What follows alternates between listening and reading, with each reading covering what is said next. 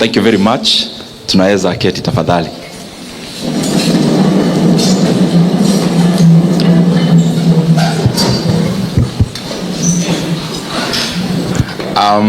Our senior pastor, Reverend Kimathi, and all the other clergy who are here this morning for CBF.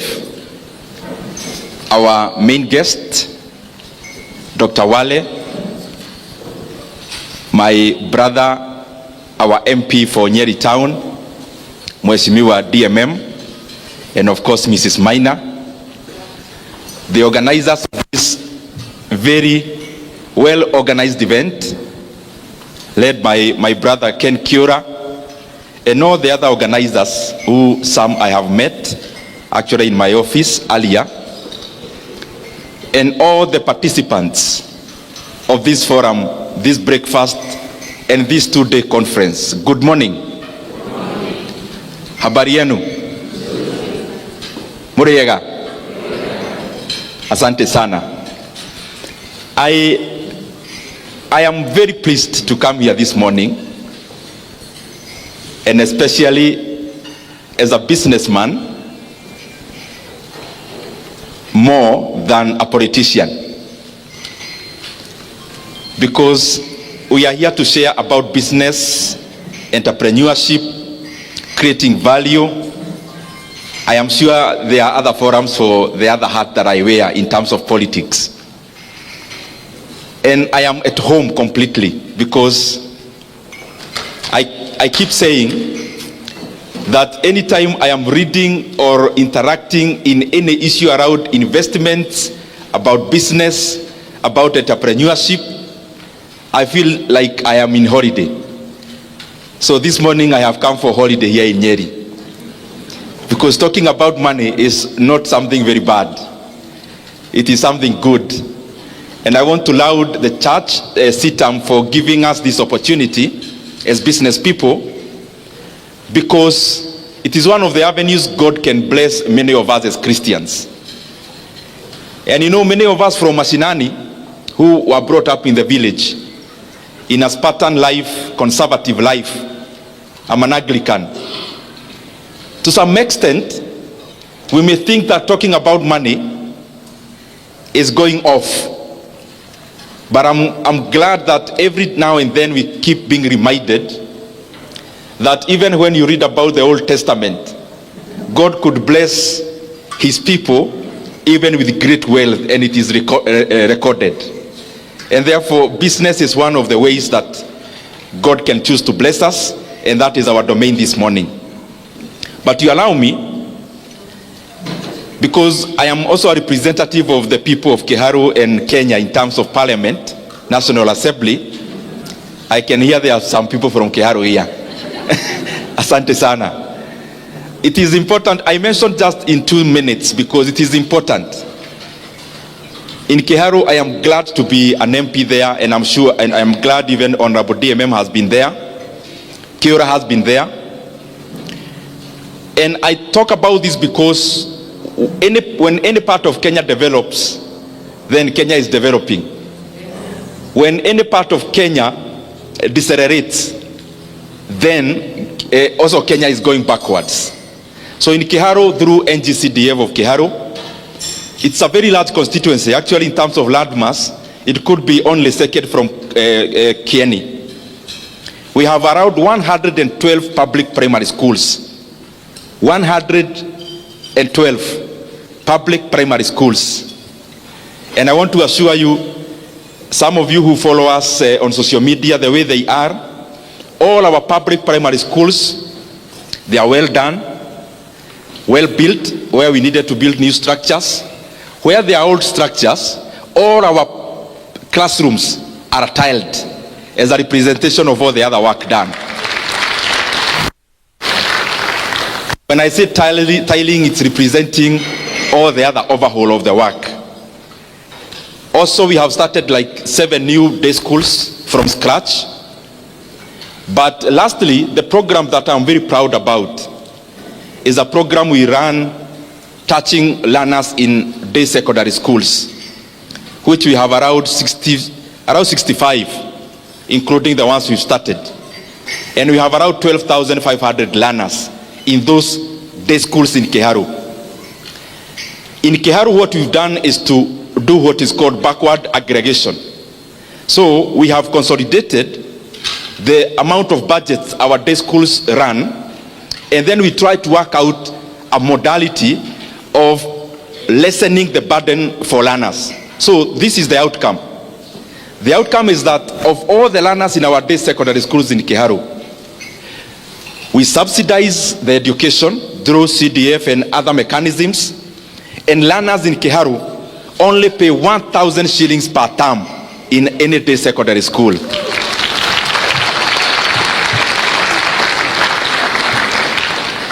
And where there is remedial teaching, because we would also encourage that, we don't actually permit in excess of 1,000 in the schools where there is remedial. And in that 1,000, learners eat in school from Monday up to Saturday. And they don't eat together every day. We alternate, some rice, some this, some that, some that.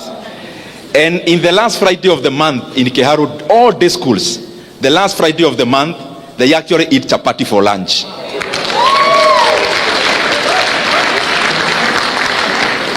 Including last Friday, which was the last Friday of the month. We do this because we know the primacy of education in shaping society from the household level going upwards. We have also invested over 20 million shillings in buying of revision books for those day schools. We are building laboratories, we are building halls in terms of deepening knowledge and education. I have mentioned that because it is important. It is important because this year alone, because we have 2 sub-counties in Kiharu, it's large. We have over 2,000 students who have come from other areas in Kenya to live with their relatives so that they school in our day schools. And I'm very proud about that. Because we don't ask for ID ya mzazi. Ati tuonyeshe mzazi ni wa hapa, anapiga kura hapa. Once you join our day secondary school, what you are looking for is knowledge. You will become a voter later. Our business now is education, not about where the parent votes. Let me come back now to the meeting.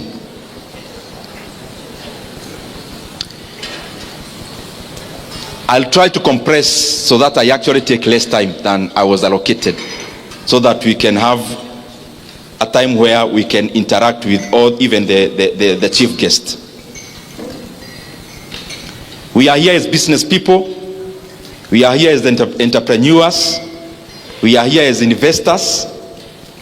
But sometimes do you quip to ask yourself, what is the difference? What are you? Because there must be a reason why in the dictionary there is a different word for being a businessman, for being an entrepreneur, for being an investor. Because if it meant the same, then it will be one word or one definition. So this morning, we need to trace ourselves so that we find whether we are in the right locus. But then we know that Nyoro is a politician. Why was he invited?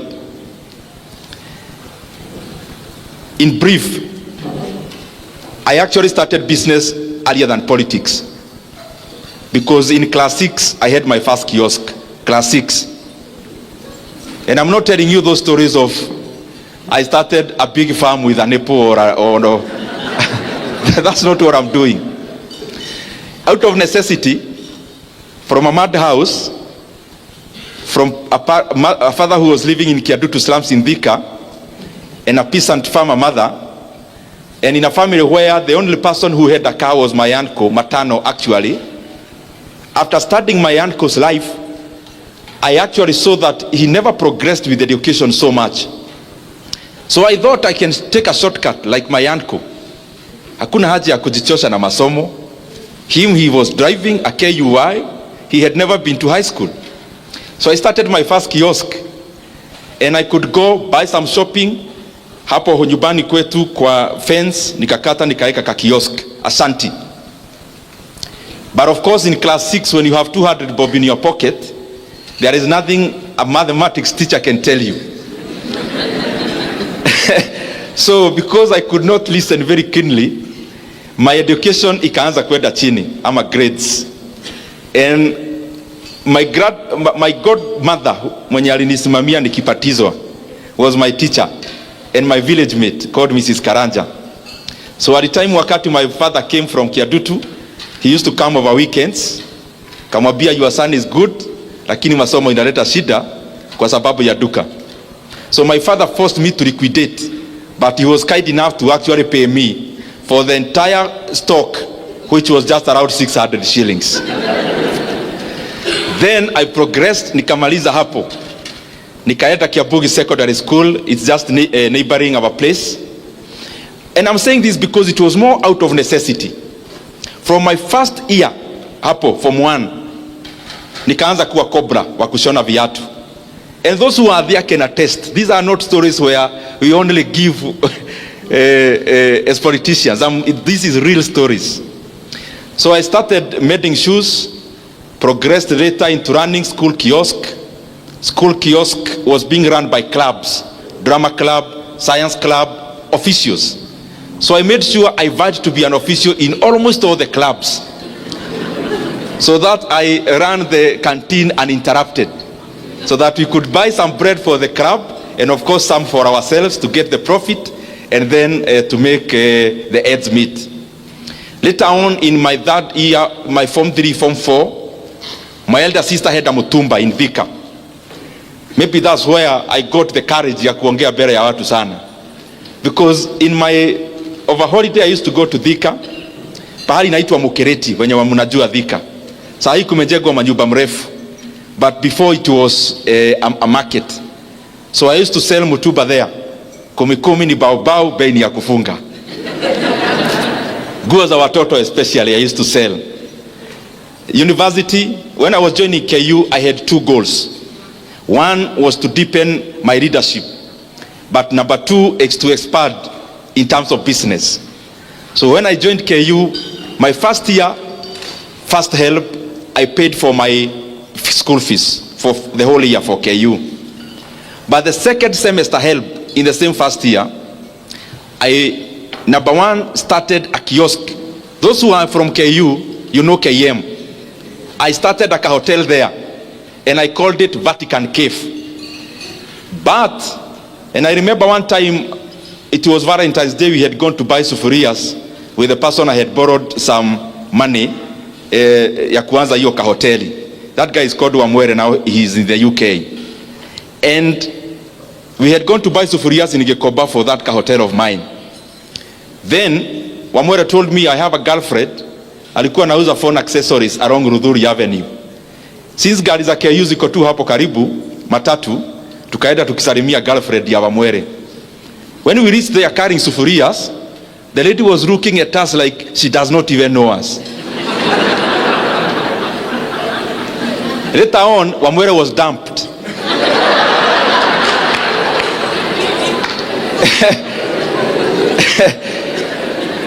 This was the main reason. Kwa council ya wazee, this was the main reason. Number one, we didn't know it was Valentine's Day. So he ought to have gone to see the girlfriend in a different manner. But number 2, Wamwere had already told the girlfriend that he's doing a degree KU ya teaching na some economics uko katikati. So the lady was wondering, hii ni B.Ed gani na economics gani watu wananunua sufuria? Kwani ni home science? So of course we started that business na tukafanya hapo. The classmates used to come eat. After eating they tell me tuonane class. And they know I used to skip a lot of classes because of that hotel. So out of my classmates, who are here, I'll tell the chief if he's around, you made my hotel collapse. Then the same year, because I was determined, nikitoka mashinani, mi naenda, first of all to polish my leadership, but also to look for money. Hiyo ikaanguka hoteli. The same semester, I decided to vie as a student leader in my first year, as Congress person in the School of Humanities in KU then. So I vied, lost by 4 votes.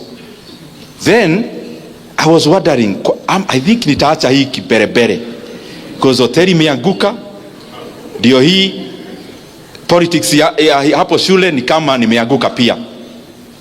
There is something that happened in my second semester in KU. My sister, anaitwa Esther, came to visit. I think she was the first person relative to visit me in campus. You know, sisi watu wa hiyo age, kitoka mashinani now you become a breadwinner. Sio kupiga simu utumiwe pesa, ni wewe utume help. So my sister came to visit, elder sister. I was so broke. I had started a hotel through my help and some borrowing from Wamwele. It had collapsed. I had vowed to be a student leader. I hadn't made it. We were so broke, tukienda kumaliza semester, we could barely afford a meal. So with my friend Jemo, who was either my roommate or next, hapo tu karibu, he was one of my best friends. So my sister came to visit, brought us meat, nyama, and we were so broke. Then we decided with Jemo, tukifanya hesabu ya kwenye semester imebakia, kula nyama inatuumiza. So we decided to sell the meat. so that we can push some days kukula ugali na matoto. So that first semester, long vacation. Hapa unamaliza mwaka uende second year. Of course me I had decided sirudi mashinani. So my uncle akanipea kanyumba hapo Lang'ata. I used to go mguu mpaka town. Nikapata some internship in the Ministry of Trade. But then when I was loitering around, I decided my former MP called Genye Kariuki, niende nikamtoanisha kitu. So I was, you know, wakati hiyo comrade, saa hiyo nimematch kiatu ya black, of course iko na vubi, na trouser ya black, na shati ya black. Sasa unajiona umematch ile mbaya. Na nimebeba bahasha as usual. Sijui kwa nini, when you are a student in campus or after you finish, you always carry a CV as a default setting. So I was carrying a brown envelope, was going to my former MP's office, but I was going there kumuonyesha he can rely on me in terms of kura za my youths, so that anipatie kitu, inipatie fare ya kukaa Nairobi. So nikapata a meeting. I was told you can leave your CV, but I was not going there to look for a job. I was going there to look for money, cheap money. Then later on, he called me within that week, and I went to his office. And akaniuliza, kijana ulikuwa unatafuta kazi? Kamwambia, yes sir. When do you want to start? Today sir. Nikaanza kazi hapo ya stock broking. The reason I've given all that background is because I do stock broking up to today. And that is the basis where I learned investments. I mean, raw investments, especially in the Nairobi Securities Exchange. So whatever you read about Kenya Power, that is the genesis of me buying shares. I'm sure some of you have read something about it. In terms of investing in Kenya Power, investing in the Nairobi Securities Exchange, that is my genesis. Later on, of course, started an IT company. We now, as politicians, we may not go into details, but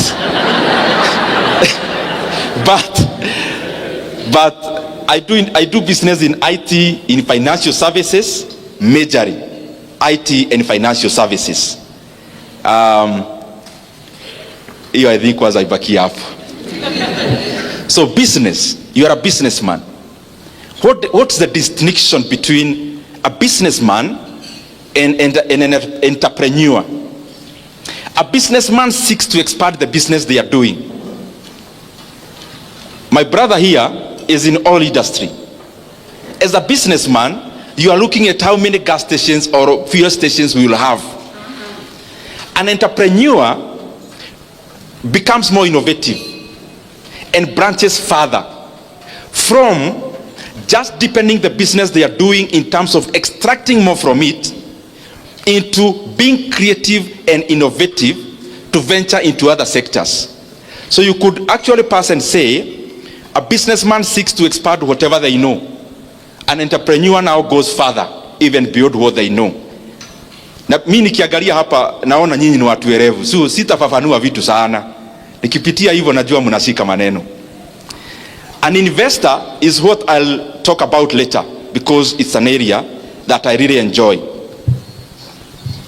But the difference between this business person and an entrepreneur and this investor, what's the difference? In most cases, an investor will do, or the money for the investor will fetch them money passively.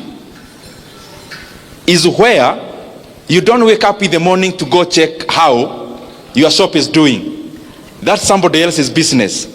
You put in your money there, it's doing something for you. That is the bare,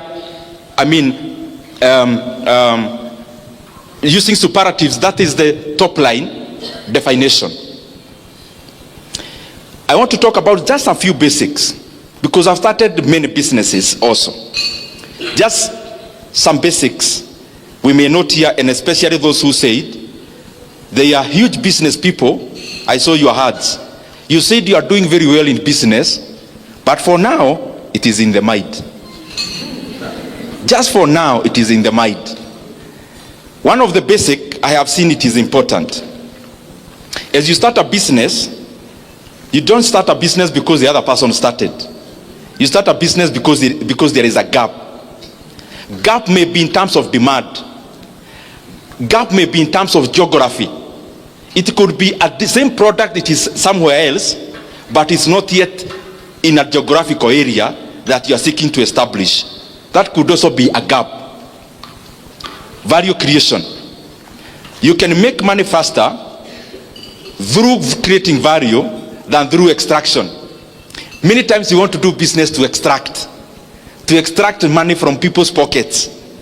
And that is why you realize, and especially in a church setup, when you do business, you want people to sympathize with you because you go to the same church to buy you a product for that reason. That is not a reason enough. Just because I know you and you are my relative, you ought to create value. It is me who should be looking for your product. You shouldn't overconvince me simply by appealing to the soft side of how we know each other. That means there are some victims here. The other thing, bookkeeping. These things, they sound very banal. They sound easy. Bookkeeping. There is a story I keep giving all the time, and I'll give it. There is a time, me and my siblings tukaenda nyumbani. Of course, we have a cow like all of you in Mashinani, or we had. So my mother anatembea Nairobi, siwezi lala hapa, nani atakamua ng'ombe? All the time anaumwa na mgongo, nini? Ng'ombe. So siku moja tukaenda, kamwambia madheka hapa chini, kuja na kalamu. Hebu tuone hii ukulima yako inakufikisha wapi? Unapeleka kwa dairy how many liters? These liters. Okay. Ukiendea, unapeleka dairy, then unaendea chakula ya ng'ombe kwa dairy. Hata hiyo arrangement iko hapa Nyeri. So you are given the net after wametoa chakula. Hiyo net unalipa mfanyikazi mwenye alikusaidia siku 2-3. Na unalipa pahali umekoboa, you have leased some land for napier grass. After we did the math, we realized, I'm using that as a businessman. This is a businessman, a farmer, you can say now, in agro processing or something like that, to sound sophisticated. Now, After kufanya hesabu, we realized the M-Pesa we sent home to the mother, to my mother, we don't send her money. We said what? We said the cow. Only that we use her phone. Because after doing that month, it taught me one thing that we all do, especially owners of small businesses. We never track our progress. So we never know whether we are mark timing or we are making progress. And the best way to do that is to use data. Data could be in terms of number of customers served, in terms of bottom line. Me, I like looking at bottom line. After all is said and done, it is not if you are a person doing oil, your business is not to fuel other people's cars. Your business is to make money. In economics class we say, it is not out of the benevolence of the baker that we enjoy our daily bread. It is out of their selfish interest to make money that we get Ken Blessed coming to our local shopping center every day. And in the economic interaction, selfishness is what bites the economy. You buy a matatu there seeking to make money, and me, I open a hardware seeking to make money. That interaction of the market is what creates the economy. So as you start your small business early enough, track progress so that you actually know whether you are overstaying in a redundant area for too long. Market. Many times we are limited by what we know in the mind hapa. But do you know now with internet, there is a lot you can do. You look at market, whatever product you come up with, and please, especially those whose businesses are in the mind, polish your idea slightly further. Don't just do a business. You know, kuna business tu yani unafanya unaona. You need to think deeper. Especially those who have not yet risked or staked their money. Use more time to think than start. So that you first of all think about the market. The market may not be limited to where you already know and can see with your eyes. Study. I'm not saying you hire professionals to do that. Do basic, even with the internet. Those who are already doing business and you have some capital, focus on there is something I keep thinking about, and I also do. Look for businesses whose barrier of entry is high, almost blocked. The highest margins are in businesses that have got high barrier of entry. Barrier of entry may be in terms of knowledge. Barrier of entry may be in terms of capital.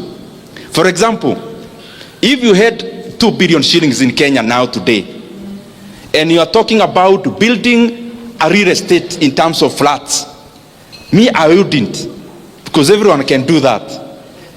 For example, if you look at banking in Kenya, yes, the core capital was increased. It has been 1 billion shillings. But do you know there are so many Kenyans with that kind of money? That is already a niche where the barrier of entry is too high. So even if there are like 40 banks, they operate like oligopolies. And that is why you realize in Kenya, unless it is totally run down, few banks make losses. I'm just making that as a CASA. Look for a business with a higher barrier of entry so that you can enjoy longer margins or bigger margins. This is the other thing I want us to really interrogate.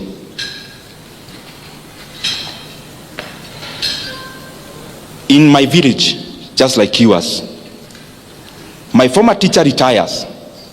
The first thing they do is to buy a matatu.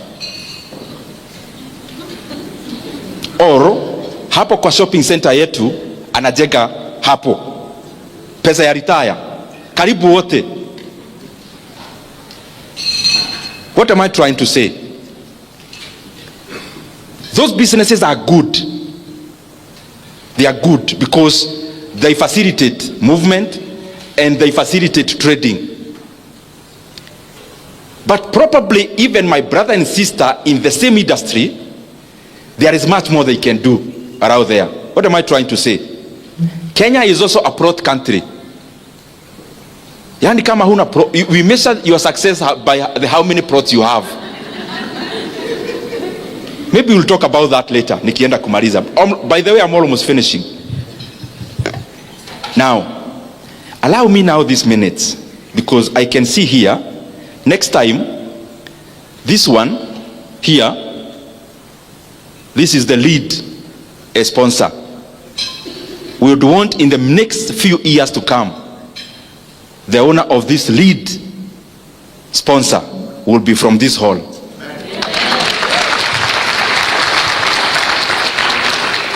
And therefore allow me the remaining minutes, even if you do not understand what I'm saying, and I only talk to 2 people who will do that, I'll be satisfied. So if you do not understand the things I'll be saying, uniwie radhi.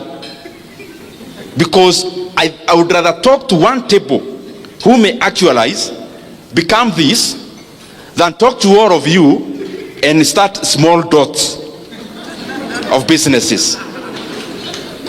And because we have brain and capacity to all be here, let in the next few years there'll actually be an auction in this hall, all of us bidding to be this.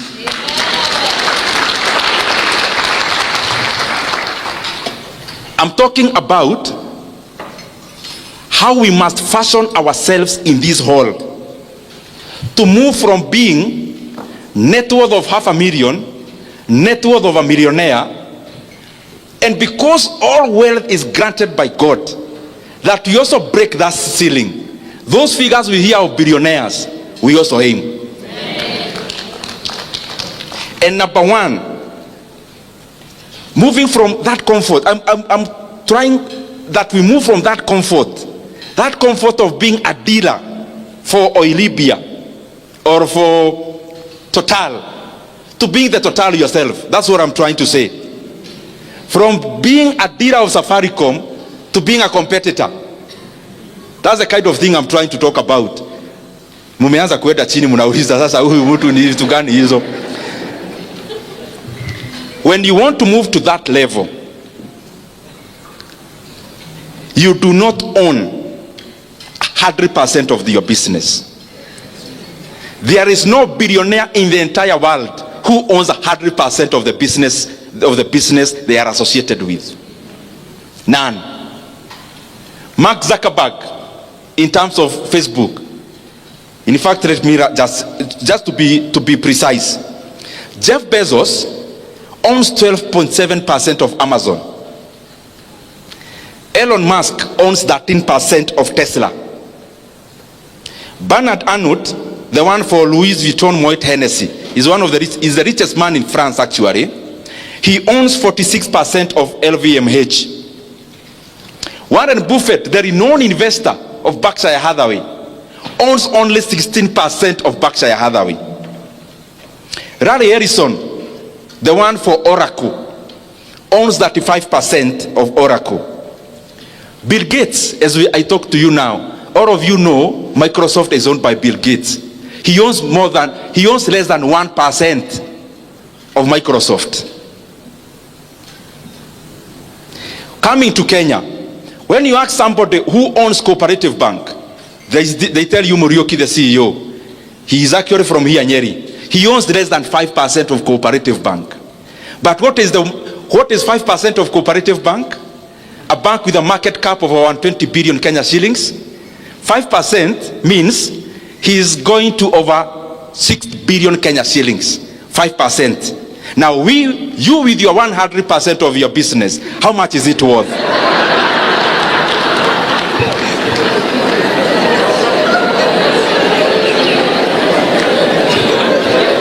There is a friend of mine who is also my mentor. Can you tell me by a show of hand who owns Equity Bank? By a raise of hand, tafadhali. I'll pay something for that. Naona wakikuyu ni wengi hapa mkono. Who owns Equity Bank?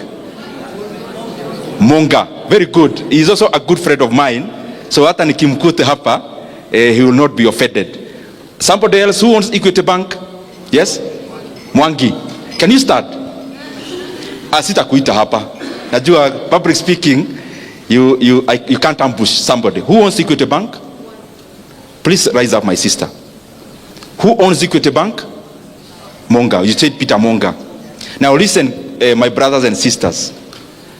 Mwangi, the CEO of Equity Bank, owns 5% of Equity Bank.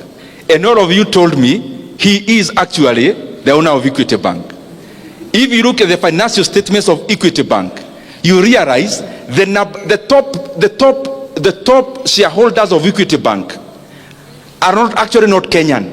They are fads, including Norwegian fad. Do you know Peter Monga now owns less than 1% of Equity Bank? Now keep your 100% of your business. In business, and niliacha kuongea sasa mtu wa kuanza kiosk. Tumesema Mungu anatubariki to start chains. Is that so? Don't seek to own a fish pond. Seek to own just a slice of the ocean resources. Because the fish pond utaweka net, utasweep all your resources in there, and you have to give it months. Dive into the ocean. You have just given a slice, but that slice is worth much more than having many fish pods. And how do you do that? You have a business here. Mambo yote hata nimesema ya bookkeeping is combined. You have a business. You've started, let's say, of making yogurt, making organic soap, of making whatever you may think about. Now you are already progressing. There is so much market, but you can't satisfy. Now out of your bookkeeping, you realize your business is now worth 10 million shillings. But do you know what? You are already feeling very wealthy. And you cannot release. Hii kitu nimeanza na jasho sana. Mimi siwezi leta mtu wa kunisubua. A different person, what do they do? You look for an investor and bring you 5 million shillings into that business. It's not going to your pocket. But you give them 10% of that business. Now, if you receive 5 million shillings for 10% of that business, the valuation of that business becomes instantly 50 million shillings. You use this money to expand other markets, to expand your operations, to buy more machinery. Later on, you get another investor. Now you've already grown, even people are noticing your brand. They come in, they give you 20 million shillings, and you give them a 20% of your business. If a 20% of your business is valued at 20 million, instantly your business becomes 100 million. So even if the percentage continues to diminish, the aggregate continues to expand.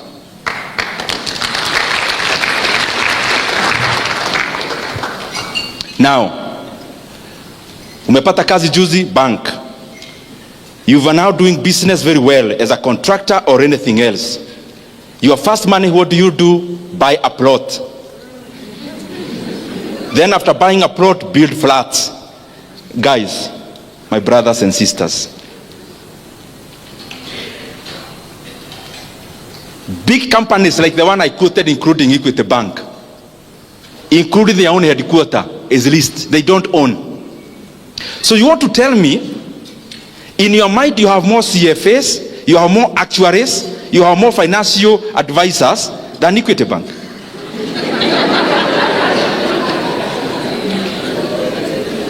Old Mutual that bought even UAP here in Kenya.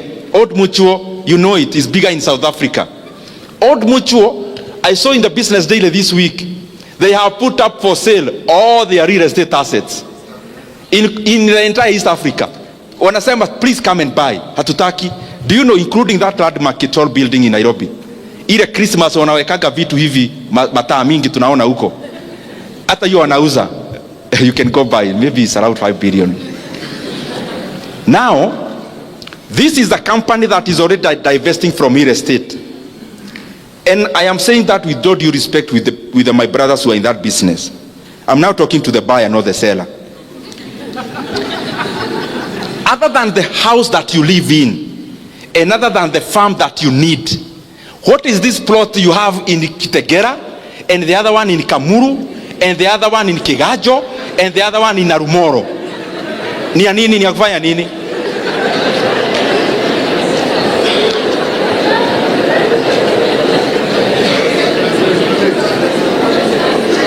I am not saying that I am an oracle, but I just want to tell you, mimi sina pahali nachukuaga rent. Because you realize this business of building things, building, you are actually doing it for the satisfaction of the people who live in, not for you to make money.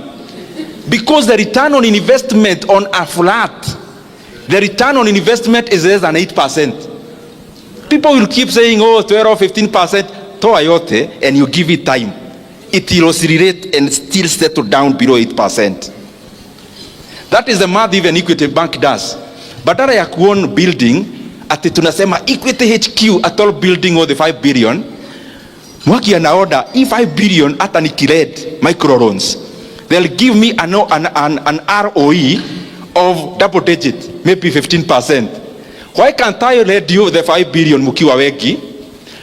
By end of the year, munilipe interest, let's say 18% of 5 billion is how much? 900 million.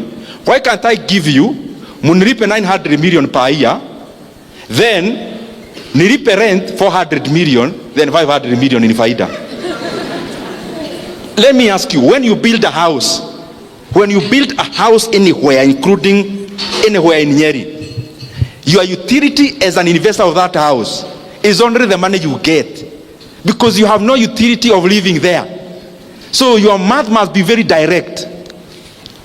Musianza hizo vitu kuwa sensational, oh, you know, owning a flat, nini. Let's be practical. You have 8 flats, manyumba mrefu hivi. Do you live there? So why did you build? To make money, is it? Is that the most optimal manner of putting your money? That should be your only consideration. Now, usileta emotions. Because if you live there, you can justify and say a utility of a house where you live cannot be justified by how much you are getting. You don't live there. You've not been there for 6 months. Your caretaker lives there more times than you. Then, watu hawapumui, kuna furaha tunacheka ingine, and munaonaga all my friends who build, they are always on phone. We mwaga mchanya, we kakoto lile, there is always a story hapo. Mahiga masione mwai yake, dimaithi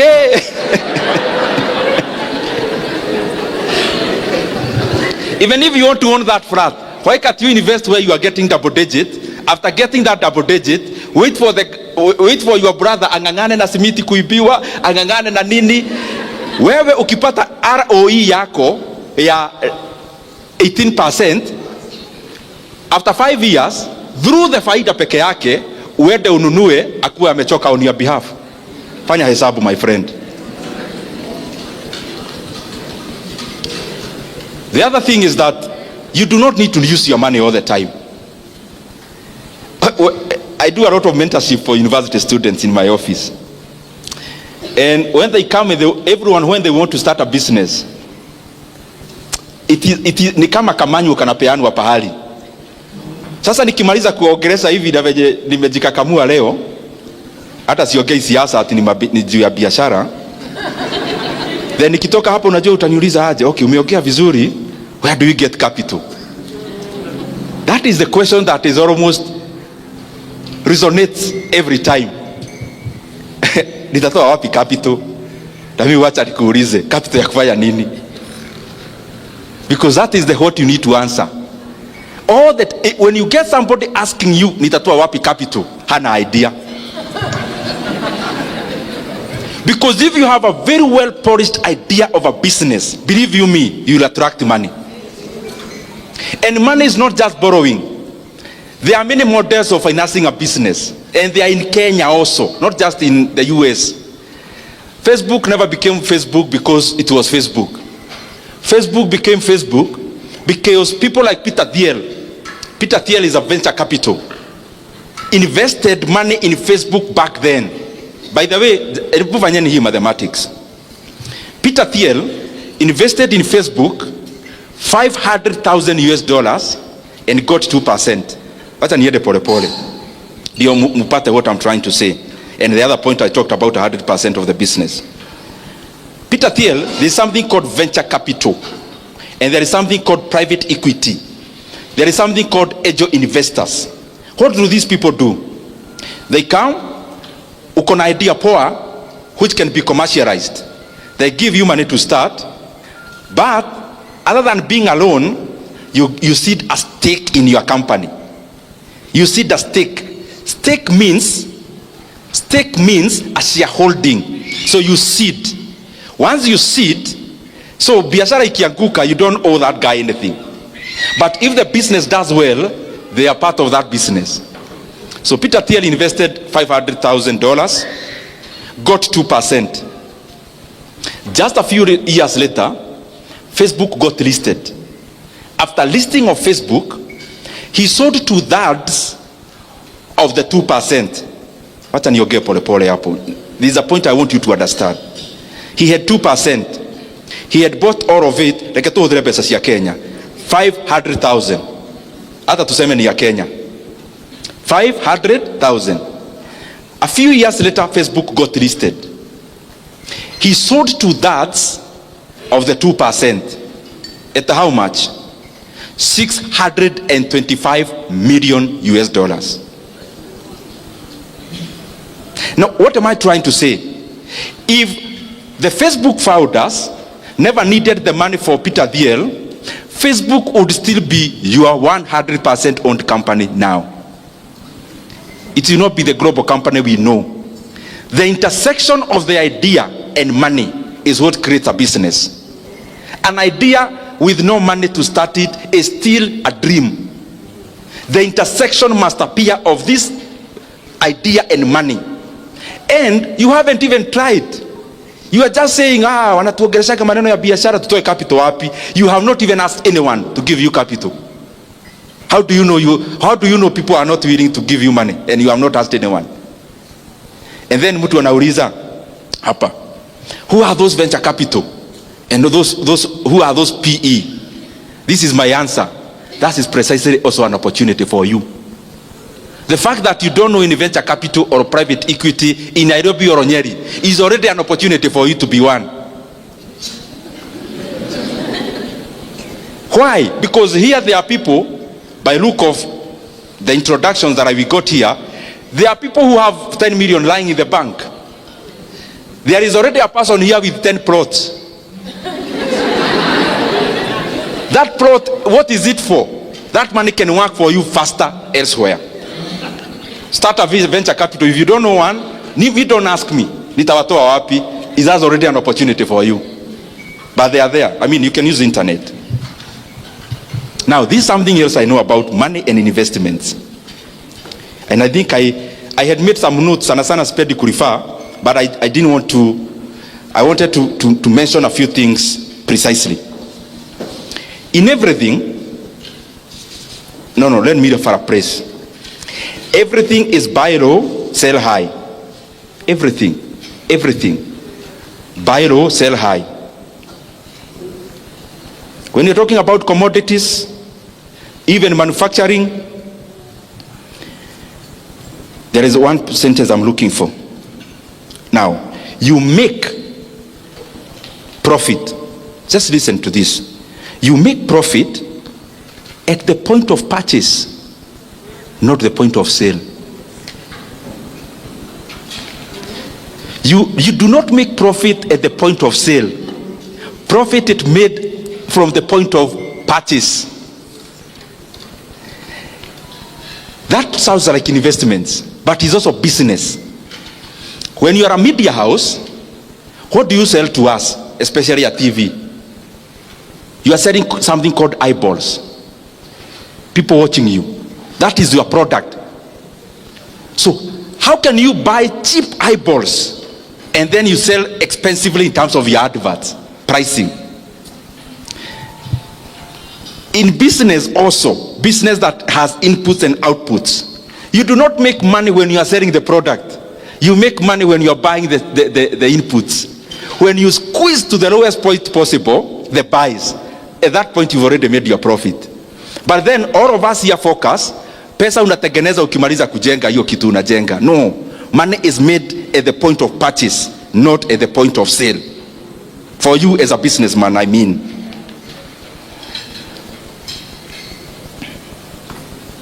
Then, I hope by now we already know, kuweka pesa kwa bank, hizo vitu zote, they are not for people in this hall.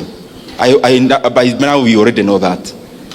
Kiura, if I found you with 5 million shillings in your bank account, I'll tell your wife.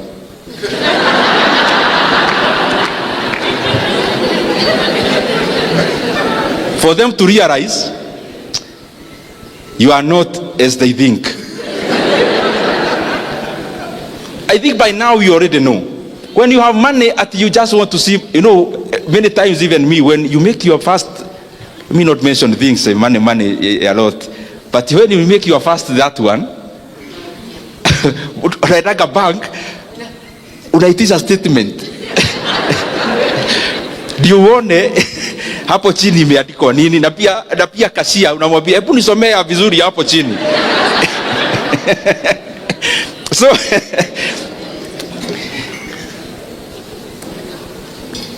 I said narukaruka tu, nyinyi ni watu werevu mnashika maneno. All the people I know, by the way including myself somehow, a lot of money is made during crisis. Warren Buffett, the one for Berkshire Hathaway, ni mzee mnamjua. Me, I'm thinking as a businessman you already know Warren Buffett. If you don't, itagogo baadaye. Warren Buffett saa zingine anakaanga na cash money, not for the reason that I gave for Kiura, but for this other point. Just waiting for the right time. Just waiting for the right time. So anakaanga na pesa. Like now if you Google Berkshire Hathaway holdings in cash, crazy amounts of money. Crazy. In hundreds of billions of dollars. What does he do? He has studied the markets. He has studied the economies very well. Like in the year 2002-08 financial crisis, his work was to deploy cash. Why are you deploying cash? There was a crisis, financial crisis in the entire world. So what was happening? Companies were collapsing. So Warren Buffett, he was happy. Companies were begging him to buy them at any price. So he bought up a company like Bank of America. They merged with another one which was called Merrill Lynch, became BOA Merrill Lynch, bought them for nothing. Another one. So, and he keeps saying, and this is a point you need also when you are investing, when everyone is very greedy, be fearful. And when everyone is very fearful, be greedy. Because we operate in herd mentality as human beings. For example, now, I'll mention something about the NSC, Nairobi Securities Exchange. There was a time I was buying some shares there. Guys, we are wondering, even my friends, I could tell them, buy, nunua hii share. Wanashindwa hii mtu. You know, by then, stock market was dampened, not just in Kenya, globally. By that time, even last year, the entire globe was a rate market. People were chasing after the highest rates, fixed income. So, very few people were paying attention to equities. Equities are shares. I'm just trying to say, when others are fearful, be greedy. When you see everyone is buying a treasury board, fixed income assets, because they are giving very high rates, economies are cyclical all the time. You wait where you need to wait. Wait by buying what they are not buying. And then when the reverse also happens. What am I also trying to say there? You think honestly, because you are saying we are moving from M to B. M meaning? And B? Yeah. Vile sitaki kuongea such things.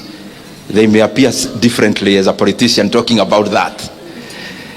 Now, you want to tell me you want to move from M to B and you can't do basic analysis about your own money.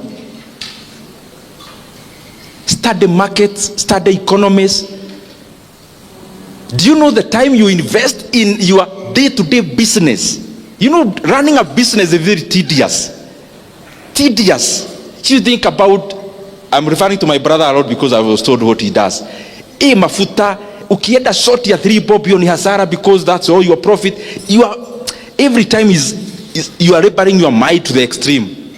You also need to invest some time learning, studying threads about the economies. How do economies operate for the last 20 years, so that you have a view of how is it likely to operate for the next few years.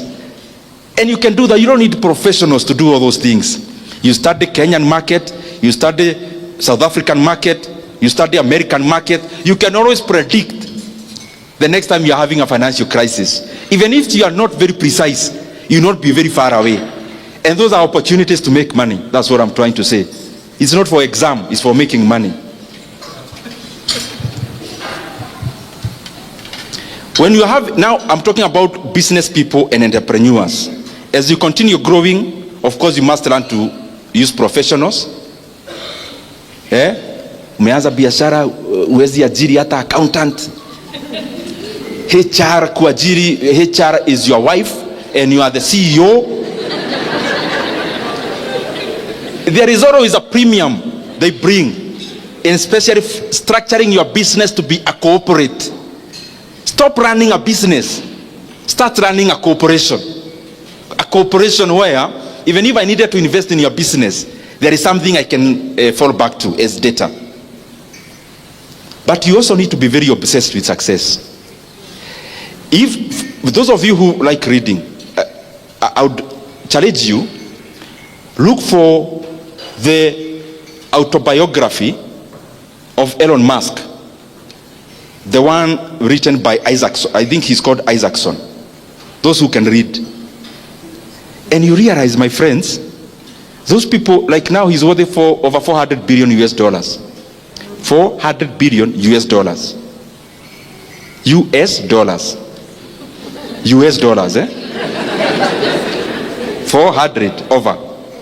US. When you read that book, then you start realizing hakuna vitu ati utaokota tu kwa njia. You have to have an obsession to succeed.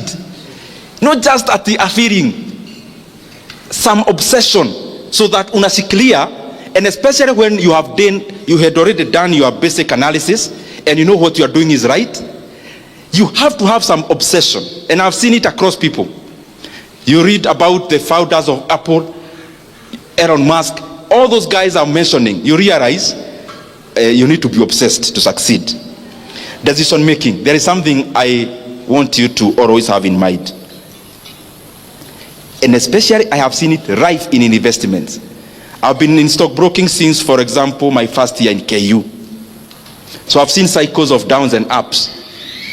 And I have seen in life, just as in business, just as in entrepreneurship,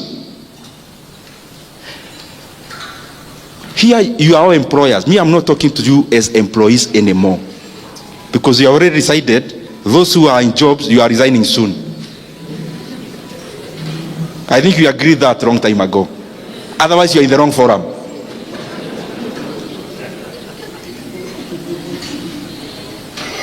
You need to make, maybe a decade is 10 years.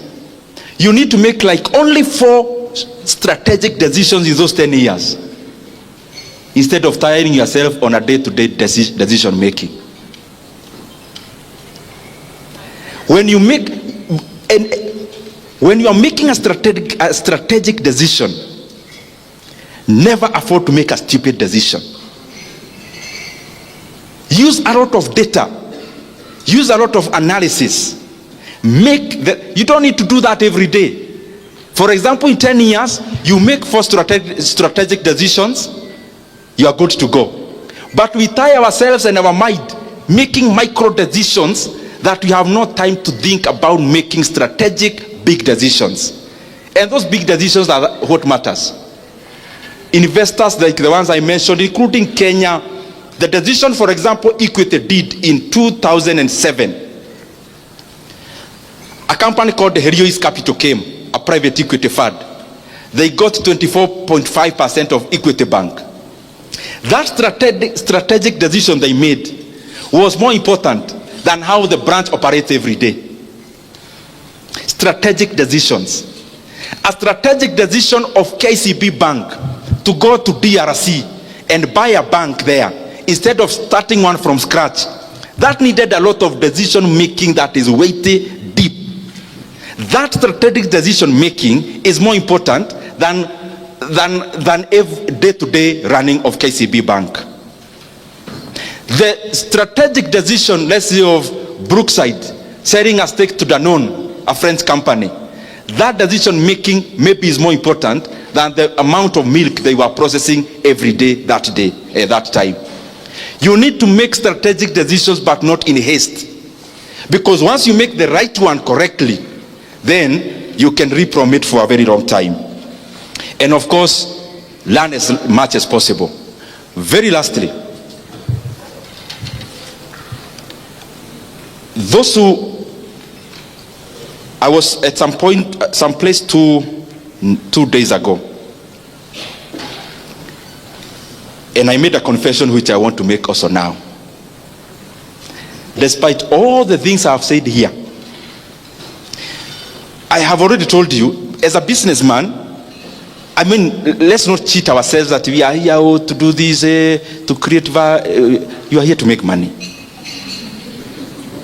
So I'm talking in that length.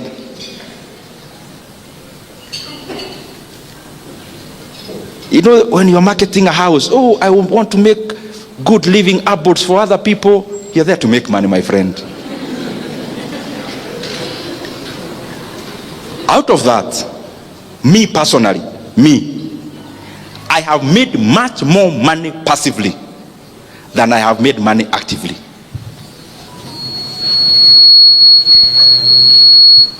And I'll give you one because it is public information which you have read. I see on Twitter, stima ikipotea munaanza maneno. Me, I have never even been to Kenya Power offices because I'm just a passive investor. Passive. I have never been there for the last I don't know how long. The last time I was there was in my capacity as an MP ya kufuata stima in my first term. But this year, last year, this year of Kenya Power, you can Google at your own time, was trading. Last year, a time like today, was below 2 shillings. 2 shillings. 2. Meaning, if you bought shares then, if you bought 1 million shares then, you would have spent how much? 2 million shillings. Yesterday, which was Friday, Kenya Power share, after dropping slightly, I know it still go somewhere up, was 13.5 shillings. 13 point? So how much is that? Your 2 million is how much?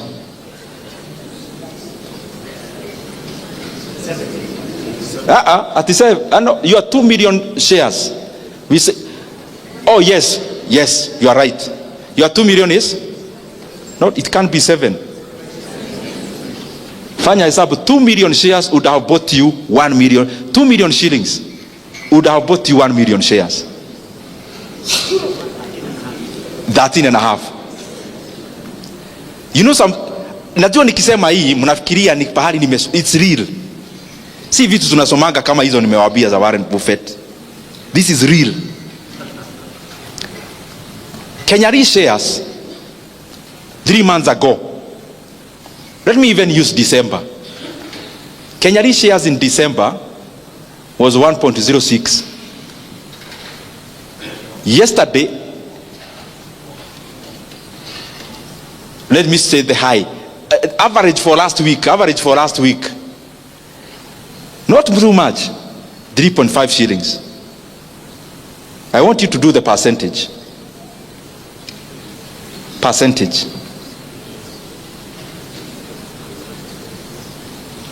Kenyan shares a year ago, a time like this, it was cheaper to buy one Kenyan share than it was to buy Peremende. It was maybe 3 point something shillings. as of yesterday, 9.7. It doesn't happen all the time. I'm not telling you at the Monday you go buy those shares. No. I am saying this. Some time back, I sat down, downloaded the financial accounts of Kenya Power, read, and I realized, ni mimi tunajua hii mambo ama ni nini? Because I saw a gold mine. I am going back to what I told you. You do never move from M to B at the evil. You have to also spend some time. I mean, if, for example, working for a whole year, for a whole month, in that institution, you earn 100,000 or 50,000 per month. If you earn 50,000 to work for a whole month, then it means to move from that M to B. It also calls you to also engage your mind into running and data analysis. It's not so complex anyway. So I started and I saw a company had over 150 billion in sales. That is revenue. Assets were like 320 billion that time. The valuation of that company was just 3 billion in the market. Then I decided I am not consulting anyone. I am buying, vile tunasemanga hapa kwetu takeri? Yeah. Yani hutaki kufikiria, mimi hapa nimeona iko kitu, na sitaki kujua, mimi nanunua. Last year, I scrutinized Nyeri books. I realized the company is valued, by that time, was valued by the market at only at 6 billion shillings. The entire company. Because when you're buying shares, me, I don't advocate for trading. I advocate for investing. Invest like you're investing in a company, not trading shares, no. So I see a company worth 6 billion, but they had declared profit that year of 5 billion net profit. Can you just imagine? Ile story tulikuwa tunasema ya Proti. Proti will take you 10 years to recover your money. That's what they say, 10 to 15. Now here there is a company which was worth 6 billion, but net profit for 1 year was 5 billion. Then I scrutinized further. I saw their cash and cash equivalent. These things are online. You can actually check. And that you don't need to be an accountant. I'm not one. I read and saw their cash and cash equivalent by then was 35 billion shillings. Do you know what that means? And then I read further, they have no loan. Hi. Then it meant to me, I can buy this company at 6 billion. If it becomes mine, the cash and cash equivalent alone, I get the 6 billion and pay the people who gave me. The whole money, the 30 billion remains free money. Anniversary Towers, which is owned by them, becomes my building. Maybe I'll have the top 3 floors as my office. Reinsurance Plaza becomes my building. And then I started, they are in 83 markets. I never needed anyone to tell me anything. I saw an opportunity there. So what am I trying to tell you? There are many opportunities you can make money passively. They don't happen all the time. That's why I talked about study how the markets move, how the economies move, so that you know when to jump. For example, in Kenya, we have had a bullish market. Shares in Aeda Jew. But they don't go up like this. They go EV. So it's your work now. Go check the companies of your interest. Study. You'll see a lot of opportunities. Let me use 2 brands you know. KCB Bank, for example. KCB Bank is valued by the market at around 170 billion shillings. The valuation of the entire KCB. Last year, they made a profit of 60 billion. So if you bought KCB, it's your bank, it will take you 2.5 years to recover all your money using only net profits. Equity Bank, for example, also. Equity Bank is valued by the market at around 211 billion shillings. But their first half year up to 30th June was 31 billion shillings. So they will likely make 62 billion 1 year profit. So it will take you, if you bought the entire company, less than 4 years.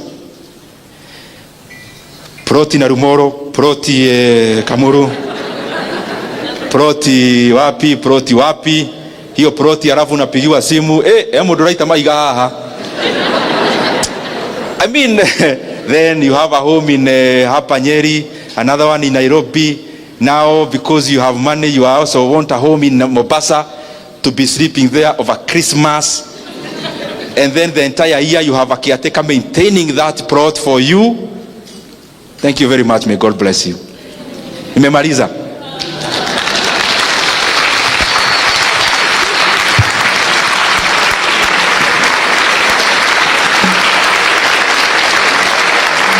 Asante sana.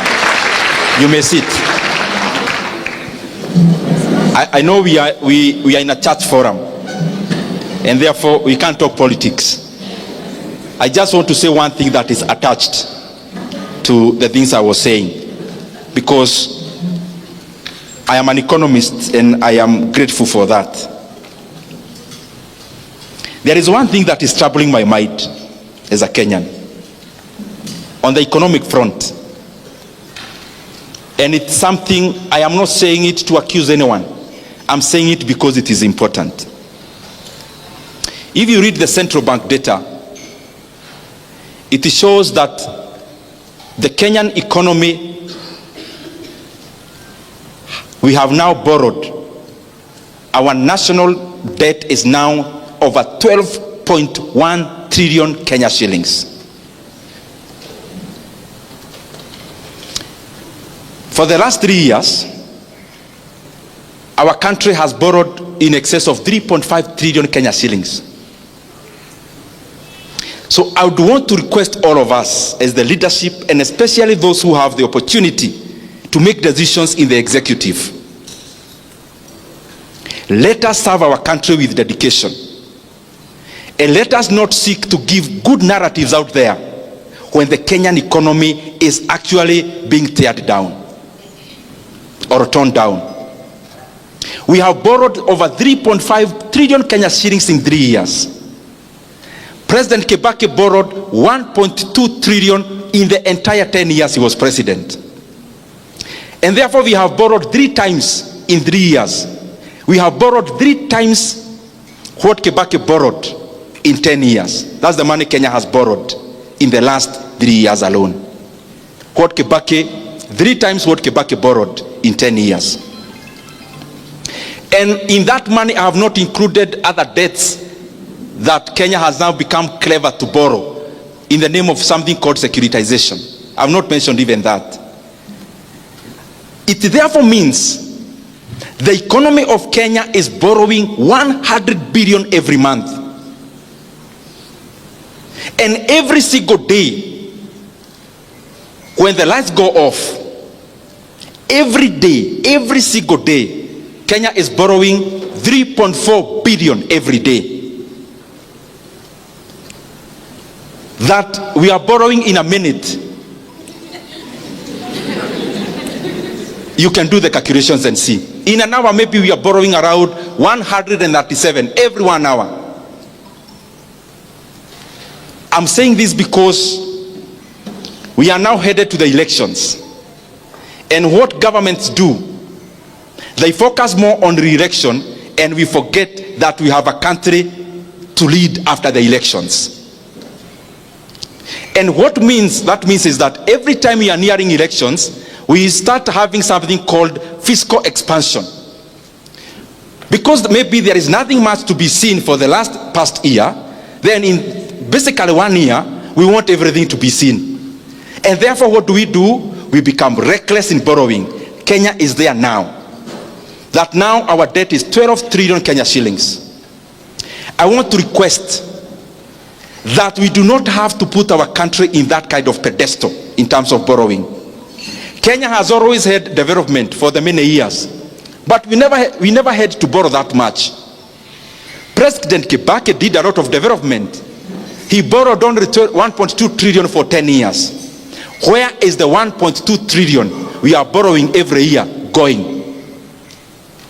To make the matter worse, anything you see with your mouth, with your eyes, sorry for that. Maybe the mouth is what is also being used somewhere. So I shouldn't say sorry. Let me paraphrase that. Everything you see with your eyes happening in Kenya now, in terms of development, what you can see, for example, the expansion of this Keno Marwa Road, is not even part of the 12 trillion borrowed. Is another loan on the side called fuel levy securitization. Everything else you see in Kenya in terms of development, like even the Talanta Stadium, is also not part of the 12 trillion debt. That is another debt, securitization of the sports fund, where we borrowed 46 billion and we'll be paying 100 billion in interest rate alone after 15 years. Even the expansion of Nairobi-Nakuru Road is also not part of the 12 trillion we have borrowed. That is NSSF money being used as a PPP to build that road. I request those who are in government, you have already borrowed 1.2 trillion every year. And even what we can see with our eyes is actually not part of that borrowing. Please, kueni na huruma ya nchi ya Kenya. Even as we preside over the affairs of our country, let us be, tujue kwa akili zetu ya kwamba there is Kenya after elections. Let us not run our country in terms of overheating it. We must avoid to become like Sri Lanka. We must avoid to become like Ghana. We must avoid to become like Ethiopia.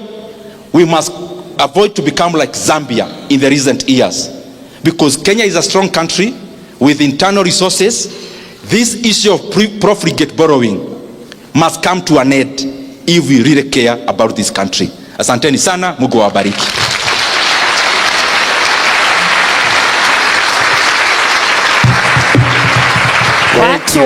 Thank you.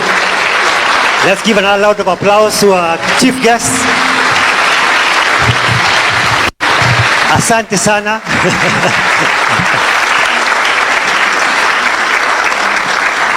I'll kindly request Bwana Mheshimiwa to come back. Ndindi Nyoro, come back on stage here. I would like to present you something. And you'll also let me put your heart to rest to tell you that I'm one of those people who stopped that oil business. I'm no longer peddling that one. I did my mathematics and it came not equal to. Nikaachana nayo. But thank you for your support, Mheshimiwa. Let me invite Carol to come and present, to come with a gift, and then I'll call on Reverend Jacob and Kira. Please come.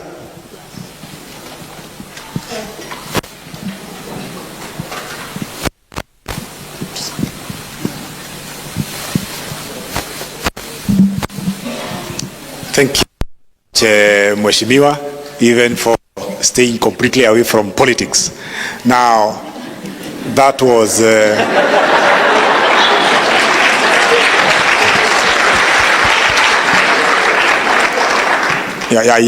in Sitam we don't do politics in church. We allow people to form their opinions, and thank you for highly respecting that.